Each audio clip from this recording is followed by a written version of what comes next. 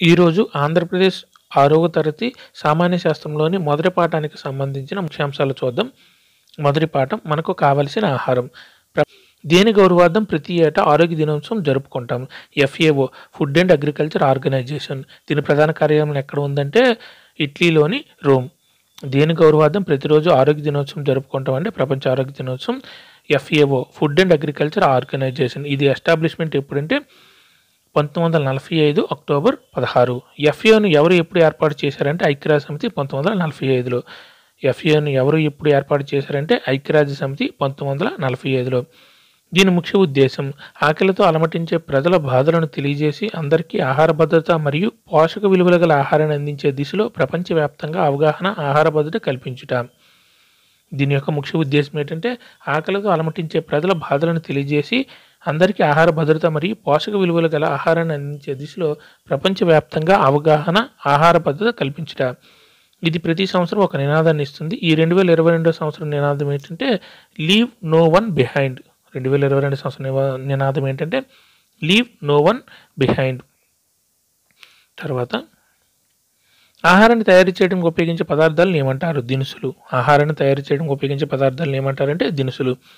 UNDP United Nations development programme గణాంకాల ప్రకారం భారతదేశంలో ఉత్పత్తి అయ్యే ఆహార పదార్థాలు ఎంత శాతం వృధా అవుతుంది? 40%.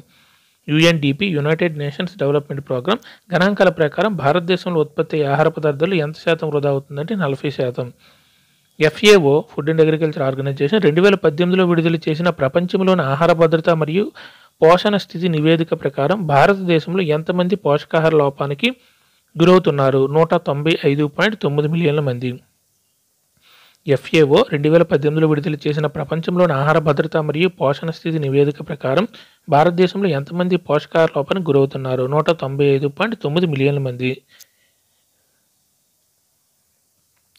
మేకలు, గొర్రెల నుంచి లభించేది మాంసం లేదా మటన్. కోళ్ళ నుండి లభించేది కోడి మాంసం లేదా చికెన్. పందుల నుండి లభించేది పంది మాంసం లేదా పోర్క్. మేకలు, గొర్రెల నుంచి లభించేది మాంసం లేదా మటన్. కోళ్ళ నుండి లభించేది కోడి మాంసం లేదా చికెన్. పందుల నుండి లభించే ఆహారం ఏంటంటే పంది మాంసం లేదా పోర్క్. మన ఆహార తయారీలో భాగమైన కాండాలు చెరకు, ఉల్లి, వెల్లుల్లి, పసుపు, అల్లం. మన ఆహార తయారీలో భాగమైన కాండాలు చెరకు, వెల్లుల్లి, పసుపు, అల్లం. ఇవన్నీ కాండాలు. కాండాలు ఏంటంటే చెరకు కూడా కాండం, ఉల్లి కాండం, వెల్లుల్లి కాండం, పసుపు కాండం, అల్లం కూడా కాండం. తర్వాత సముద్రం నుంచి లభించే అతి ముఖ్యమైన దినుసు ఉప్పు. సముద్రం నుంచి లభించే అతి ముఖ్యమైన దినుసు ఏంటంటే ఉప్పు. సుగంధ ద్రవ్యాలు ఏ మొక్కల్లోని కొన్ని సుగంధభరిత భాగాలు? ఉష్ణమండల మొక్కలు. సుగంధ ద్రవ్యాలు ఏ మొక్కల్లోని కొన్ని సుగంధభరిత భాగాలు? ఉష్ణమండల మొక్కలు. సుగంధ ద్రవ్యాలు యాలకులు, నల్ల మిరియాలు, కరివేపాకు, మెంతులు, సోంపు, వాము, బిర్యానీ ఆకులు, జీలకర్ర, ధనియాలు, పసుపు, లవంగాలు, అల్లం, జాజికాయ, దాల్చిన చెక్క. సుగంధ ద్రవ్యాలు కొన్ని యాలకులు, నల్ల మిరియాలు, కరివేపాకు, మెంతులు, సోంపు, వాము, బిర్యానీ ఆకులు, జీలకర్ర, ధనియాలు, పసుపు, లవంగాలు, అల్లం, జాజికాయ, దాల్చిన చెక్క. తర్వాత ఉడికించేవి అన్నము, పప్పు. ఆవిరిలో ఉడికించేవి ఇడ్లీ. పులియబెట్టబడేవి బ్రెడ్. ఎక్కువ నూనెలో వేయించేవి చికెను, మటను. ఇక్కడ ఆహారం తయారు చేసే పద్ధతులు ఇవి. ఉడికించేవి అన్నము, పప్పు. ఆవిరిలో ఉడికించేవి ఇడ్లీ. పులియబెట్టబడేవి బ్రెడ్. ఎక్కువ నూనెలో వేయించేవి చికెను, మటను.